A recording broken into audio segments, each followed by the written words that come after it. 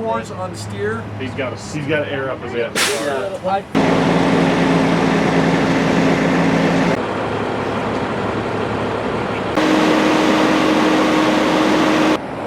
Those have been what we've had the problems with.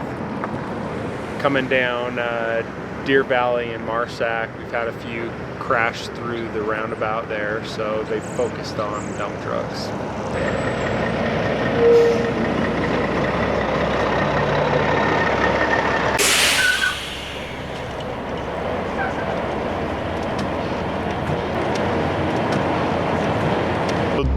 They are supposed to be inspected annually, but that's not always the case. Oftentimes it's they run these trucks nonstop trying to earn their dime, and that's why we're out here, is to make sure that they're operating safely.